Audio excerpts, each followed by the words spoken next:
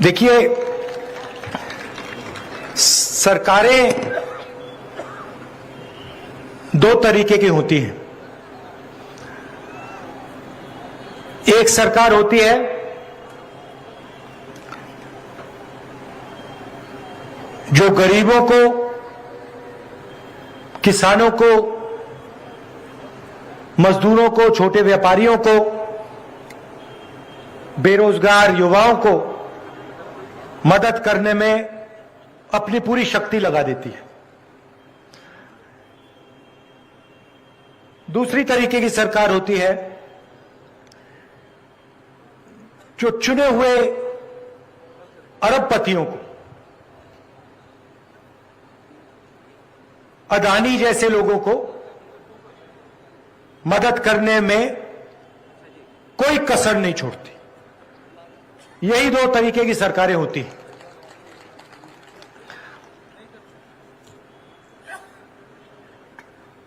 प्रधानमंत्री जी आते हैं, बड़े बड़े वायदे कर जाते हैं। हर बैंक अकाउंट में 15 लाख रुपए डालने की बात की थी। अलग अलग वायदे किए, एक वायदा उन्होंने पूरा नहीं किया। मैं यहां आपका टाइम जाया करने नहीं आया हूं। मैं आपको झूठे वायदे नहीं करना चाहता हूं। मैं जो कहता हूं वो मैं करके दिखा देता हूं, और वही हमारी कांग्रेस पार्टी की आदत है। हम आपका टाइम जाया नहीं करना चाहते हैं। जो हम करना चाहते हैं वो हम आपके सामने रख देते हैं और कर देते हैं।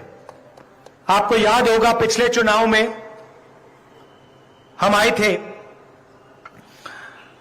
और हमने आपसे कहा था कि धान के लिए छत्तीसगढ़ के किसान को 2,500 रुपए प्रति क्विंटल मिलेगा। याद है आपको?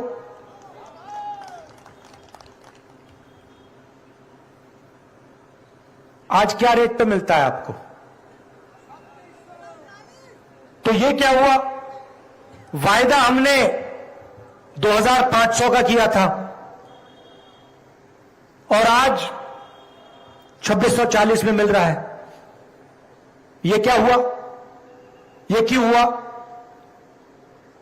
क्योंकि हमारी नीयत साफ है। हम जानते हैं कि जो 5 साल पहले 2,500 रुपए था, वो आज के लिए कम होगा। इसलिए आपको कहने की जरूरत भी नहीं पड़ी, हमने उसको बढ़ा दिया। और आप देख लेना,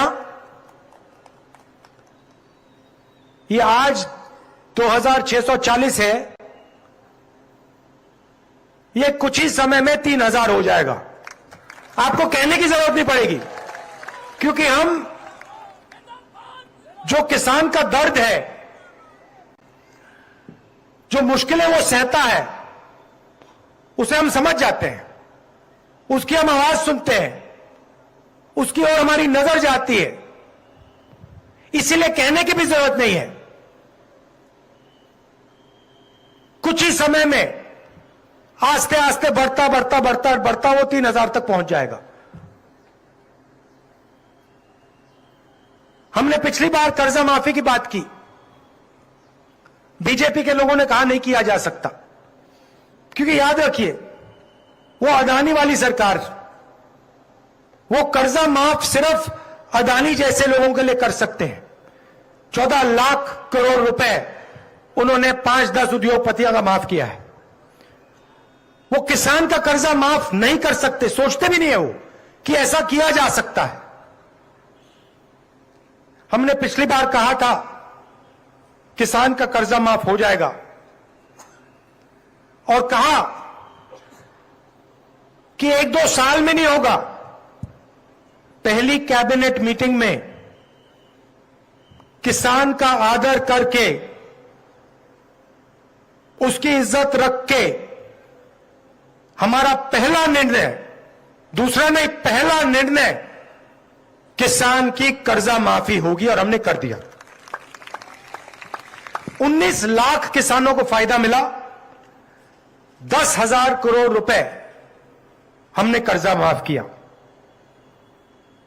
सारे लोग जानते हैं और यही वायदा मैं आपको फिर यहां से कर रहा हूं कि जैसे हमने पिछली बार किया था वैसे ही हम फिर से छत्तीसगढ़ के किसानों का कर्जा माफ करने जा रहे हैं।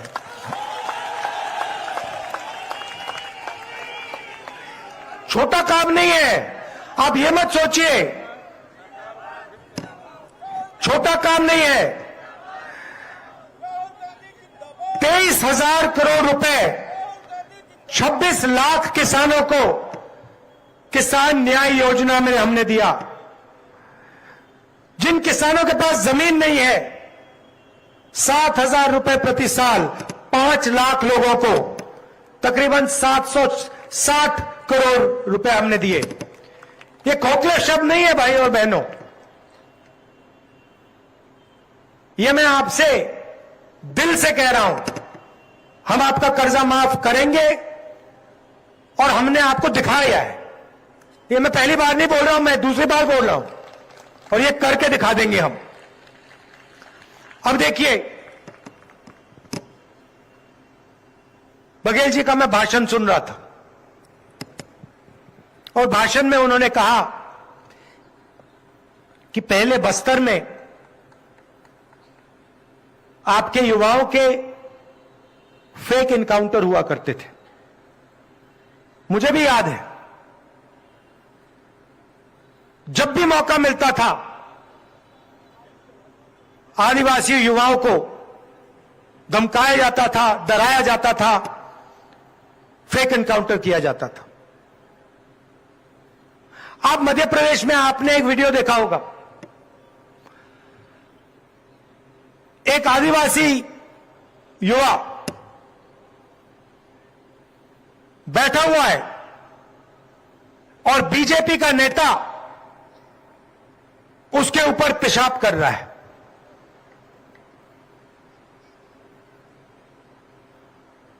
आप सोचिए, एक आदिवासी बच्चा वहां बैठा हुआ है और वीडियो कैमरा पर बीजेपी का नेता उसके ऊपर पेशाब कर रहा है।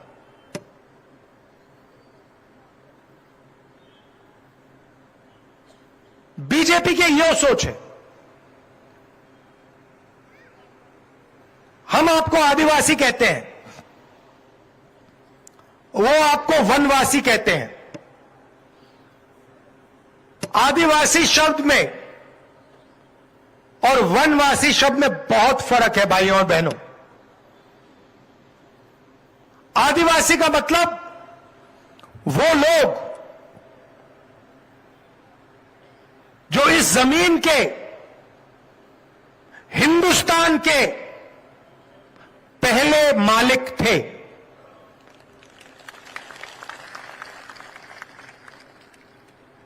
मतलब ये जो पूरा का पूरा देश है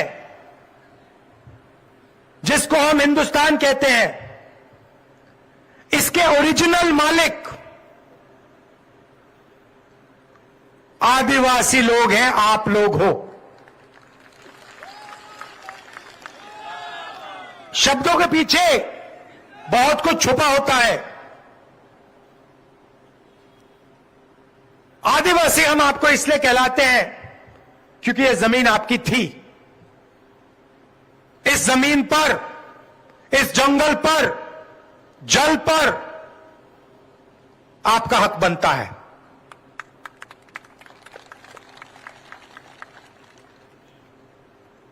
इसीलिए हम पैसा कानून लाए, इसलिए हम आदिवासी बिल लाए, इसलिए हम आपकी जमीन आपको वापस लौटाते हैं, इसीलिए हम आपको आदिवासी कहते हैं। आपकी संस्कृति, आपकी हिस्ट्री, आपकी भाषा की हम रक्षा करते हैं। दूसरी तरफ वो आपको वनवासी कहते हैं। भाइयों और बहनों, वनवासियों का कोई अधिकार नहीं बनता। वनवासी का मतलब जो जंगल में रहते हैं। इस शब्द में कोई अधिकार नहीं है। इनका यह भी कहना है कि अगर जंगल गायब हो जाएगा, जो हो रहा है, तो आदिवासी सड़क पे भीख मांगेंगे। हमारा कहना है कि आदिवासी हैं, जमीन आपकी, जंगल आपका, जल आपका, पहला हक आपका बनता है।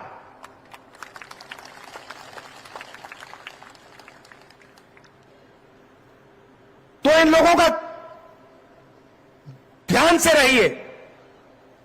ये आपकी जमीन, आपका जल, आपका जंगल आपसे छीनकर अदानी जैसे उद्योगपतियों को देना चाहते हैं। हम आपकी जमीन, जल और जंगल की रक्षा करना चाहते हैं। यह फर्क है। आदिवासी भाइयों बहनों, मुझे बताओ, नोटबंदी से आपका फायदा हुआ? जीएसटी से आपको फायदा हुआ? नरेंद्र मोदी जो जो कानून लाए किसानों के, उससे आपको फायदा हुआ? नहीं। पैसा कानून से आपको फायदा हुआ?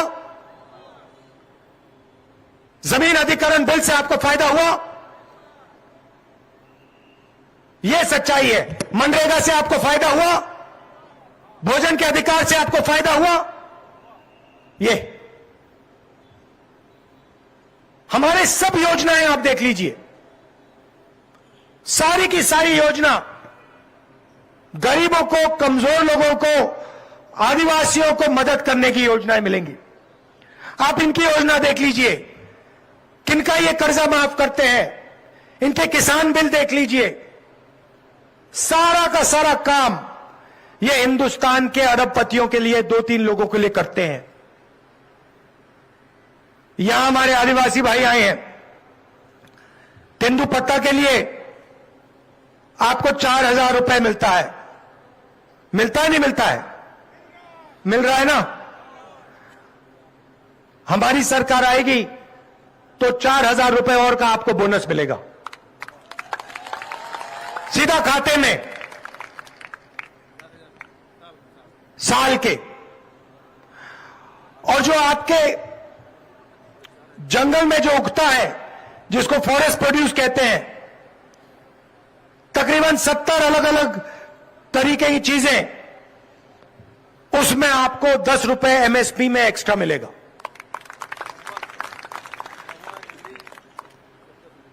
महुआ, इमली, बाकी चीजों में। अब चलिए भाषा की बात करते हैं। बीजेपी के नेता जहां भी जाते हैं वो हिंदी की बात करते हैं। वो लोगों से कहते हैं, भैया देखो, छत्तीसगढ़ी मत सीखो, अंग्रेजी मत सीखो, हिंदी सीखो। हमारी सोच बिल्कुल अलग है। हम चाहते हैं कि आप हिंदी सीखो, मगर हम यह भी चाहते हैं कि आदिवासी युवा छत्तीसगढ़ी भी सीखे और उतना ही जरूरी अंग्रेजी सीखे। अब आप पूछोगे 3 भाषाओं की क्या जरूरत? हिंदी, छत्तीसगढ़ी और अंग्रेजी। मैं आपको बताता हूं, अगर आपको छत्तीसगढ़ में किसी से बात करनी है, छत्तीसगढ़ में व्यापार करना है, छत्तीसगढ़ी चलेगी। अगर आप यूपी जाओगे, बिहार जाओगे, दिल्ली जाओगे, तो हिंदी काम आएगी। और अगर आप किसी दूसरे देश के व्यक्ति से बात करना चाहते हो, किसी दूसरे देश में जाना चाहते हो,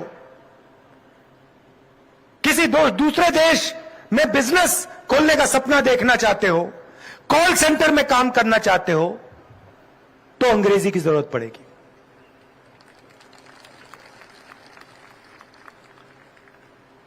अब आप अगली बार एक काम करना, जब बीजेपी के नेता आपके पास आएंगे और आपसे कहेंगे देखिए आप छत्तीसगढ़ी मत सीखिए, अंग्रेजी मत सीखिए, हिंदी सीखिए, आप उससे एक सवाल पूछ लेना, आप सब बात समझ जाएंगे। आप उससे सिर्फ ये पूछना, भैया एक बात बताओ, आप हमें कह रहे हो कि हिंदी हम सीखें, अंग्रेजी ना सीखें, आपके जो बच्चे हैं क्या इंग्लिश मीडियम स्कूल में जाते हैं या हिंदी मीडियम में? सारे के सारे आपको बोलेंगे कि भैया हमारे बच्चे तो इंग्लिश मीडियम में जाते हैं। भाई और बहनों, वो आपको अंग्रेजी नहीं सीखना देना चाहते। क्यों?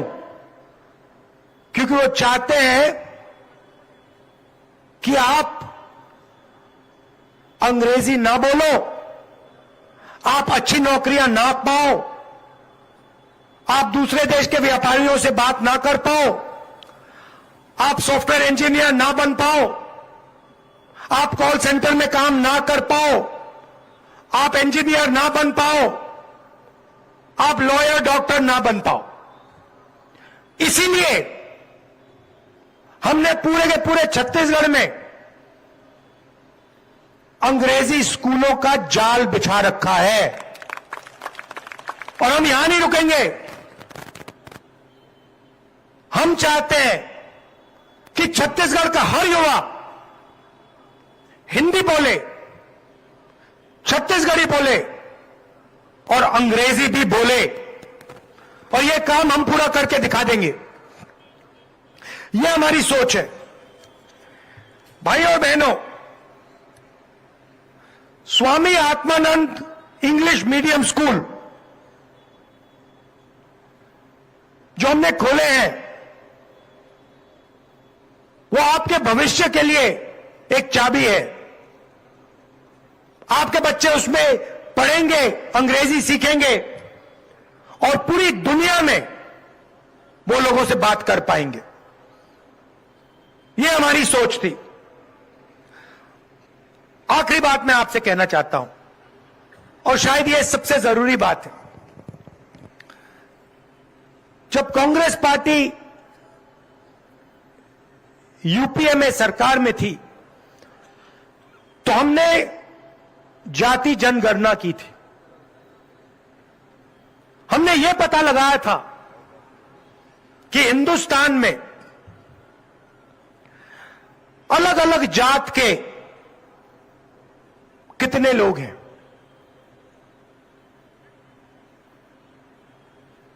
पिछड़े कितने हैं, उनमें अलग अलग कौन सी जातें हैं, उन जातों के कितने लोग हैं, आदिवासी कितने हैं, उनमें कौन कौन अलग अलग लोग हैं, उनकी आबादी क्या है, दलितों में कौन सी अलग अलग जातें हैं, उनकी आबादी क्या है। यह हमने जाति जनगणना में काम किया। बीजेपी ने जो हमारे आंकड़े निकले थे, उनको छुपा के रखा हुआ है। आपकी आबादी की सच्चाई नरेंद्र मोदी और बीजेपी आपको नहीं बताना चाहते। अब आप पूछोगे क्यों, क्या फर्क पड़ता है? भाइयों और बहनों, बहुत बड़ा फर्क पड़ता है, और मैं आपको यह समझाना चाह रहा हूं। आज कुछ दिन पहले मैंने पार्लियामेंट हाउस में जाति जनगणना पे भाषण दिया, और मैंने वहां एक सवाल पूछा। मैंने पूछा कि इस देश में आदिवासियों की, दलितों की, पिछड़ों की कितनी भागीदारी है। हम सरकार चलाते हैं, बजट पास करते हैं, बजट के बारे में निर्णय लिए जाते हैं। मैंने सवाल पूछा, भैया ये जो बजट का पैसा बांटा जाता है, इसमें आदिवासी लोग, पिछड़े लोग, दलित लोग कितने निर्णय ले रहे हैं? यह सवाल। क्यों? क्योंकि हम जानते हैं कि हिंदुस्तान में सबसे ज्यादा दलित, आदिवासी और पिछड़े लोग हैं। भाइयों और बहनों, हिंदुस्तान की सरकार को राज्यसभा और लोकसभा के एमपी नहीं चलाते। हिंदुस्तान की सरकार को 90 अफसर चलाते हैं। आईएएस के अफसर हैं, इनको हम secretary to government of India कहते हैं। ये हिंदुस्तान की सरकार के सेक्रेटरीज कहलाते हैं। ये सरकार को चलाते हैं। उनके साथ सबसे सीनियर अफसर कैबिनेट सेक्रेटरी कहलाता है। ये लोग मिलकर हिंदुस्तान की सरकार को चलाते हैं। ये सारे के सारे निर्णय लेते हैं। तो जैसे छत्तीसगढ़ में ये आवास योजना का पैसा नहीं भेज रहे हैं, इन 90 लोगों ने निर्णय लिया है। तो मैंने सवाल पूछा, पार्लियामेंट हाउस में पूछा, नरेंद्र मोदी जी और बीजेपी के लोगों से पूछा कि इन 90 लोगों में से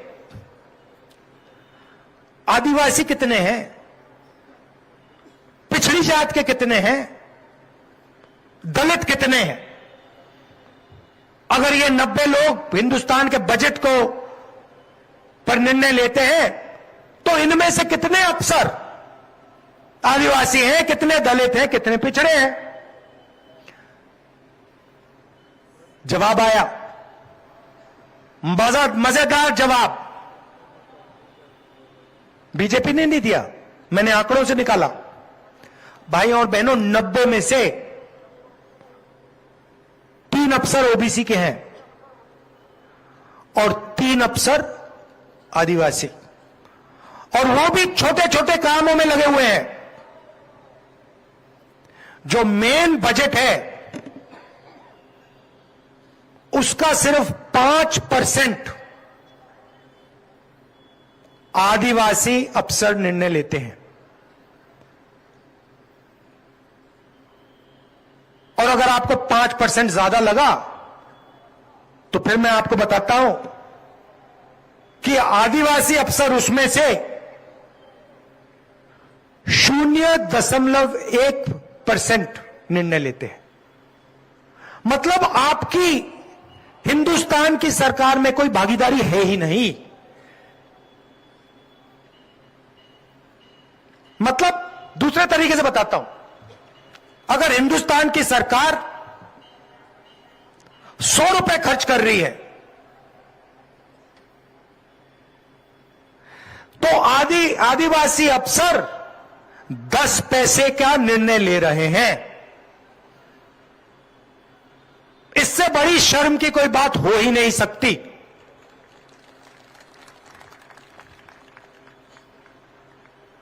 देश में आपकी आबादी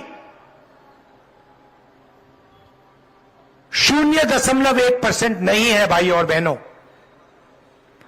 देश में ओबीसी की आबादी 5% नहीं है भाई और बहनों। यह सच्चाई मैं ढूंढ रहा हूं कि असलियत में आदिवासी कितने हैं, असलियत में ओबीसी कितने हैं, असलियत में दलित कितने हैं। और यह सच्चाई नरेंद्र मोदी जी हिंदुस्तान के आदिवासियों से, दलितों से और पिछड़ों से छुपाने की कोशिश कर रहे हैं। इनके भाषण सुनिए, हर भाषण में मैं ओबीसी हूं। अगर आप ओबीसी हैं अगर आप ओबीसी की सचमुच में मदद करना चाहते हैं तो देश को बता दो, देश में ओबीसी की आबादी क्या है, कितनी है। दूध का दूध, पानी का पानी हो जाएगा। हर एक ओबीसी युवा को पता लग जाएगा कि नरेंद्र मोदी 24 घंटे हमें धोखा दे रहा है। नरेंद्र मोदी जी, हर एक ओबीसी युवा, हर एक आदिवासी युवा को समझ आ जाएगी बात कि नरेंद्र मोदी को अदानी कंट्रोल करता है। ये सच्चाई है। किसी भी भाषण में प्रधानमंत्री जी कास्ट सेंसस की बात नहीं करते। ओबीसी कितने हैं, आदिवासी कितने हैं और सरकार में उनकी कितनी भागीदारी है, इसके बारे में नरेंद्र मोदी कभी नहीं कहेंगे। आपका अपमान करेंगे, कहेंगे भैया आप वनवासी लोग हो, और कहते कहते आपसे जंगल, जमीन, जल छीनते रहते हैं। 15 साल बाद बोलेंगे भैया अब तो आधा हो गया जंगल, चलो उधर से निकलो, इधर जाओ। और अंत में हिंदुस्तान के सारे आदिवासी छोटे से जंगल में बैठे रहेंगे। आपकी जमीन पर अदानी जी जैसे लोग कब्जा कर लेंगे, आपका पानी छीन लेंगे। ऐसा भविष्य हमें नहीं चाहिए, हम होने नहीं देंगे, सवाल नहीं उठता। इसीलिए हमारे वायदों में से एक वायदा छत्तीसगढ़ में कास्ट सर्वे का वायदा है। आपको पता लग जाएगा कि छत्तीसगढ़ में कौन सी जातें हैं, कितनी हैं, पिछड़े लोग कितने हैं, अलग अलग कितनी जाति हैं और आबादी इनकी कितनी है। और उसके बाद सचमुच में पिछड़ों का, आदिवासियों का, दलितों का विकास शुरू हो जाएगा। यह मैं आपसे कहना चाह रहा था। दिल से आपका धन्यवाद। क्या? ओ, अच्छा, आखिरी बात, शायद आपके लिए जरूरी बात। मैंने अंग्रेजी की बात की और कहा कि हमने अंग्रेजी स्कूलों का एक जाल बिछा दिया है और इसको और फैला रहे हैं। मगर चुनाव के एकदम बाद हम एक और वायदा छत्तीसगढ़ की जनता के लिए पूरा करने जा रहे हैं। सरकारी स्कूलों में, कॉलेजेस में छत्तीसगढ़ की सरकार छत्तीसगढ़ की जनता को मुफ्त में शिक्षा देने जा रही है। मतलब आपको कॉलेज के लिए, स्कूल के लिए अपने जेब से पैसा नहीं देना पड़ेगा। आप अपना पैसा बाकी चीजों में खर्च कीजिए। आपको सरकारी स्कूल, सरकारी कॉलेज, सरकारी यूनिवर्सिटीज में 1 रुपया नहीं देना पड़ेगा। क्यों? क्योंकि हम चाहते हैं कि आदिवासी युवा, दलित युवा, ओबीसी युवा और उनके परिवार आसानी से शिक्षा पाएं और तेजी से प्रगति करें। नरेंद्र मोदी जी की सोच है सरकारी स्कूल, सरकारी कॉलेजेस बंद करो, सारे के सारे को प्राइवेट कर दो, अदानी जी को पकड़ा दो और फिर छत्तीसगढ़ की गरीब जनता के जेब में से शिक्षा का पैसा निकालो। यह फर्क है। इसीलिए अपना पैसा दूसरी चीजों में खर्च करो। 3,000 रुपए धान के लिए मिलेगा, 4,000 रुपए तेंदुपत्ता के लिए बोनस में मिलेगा और शिक्षा के लिए आपको 1 रुपया नहीं देना पड़ेगा। धन्यवाद। जय हिंद।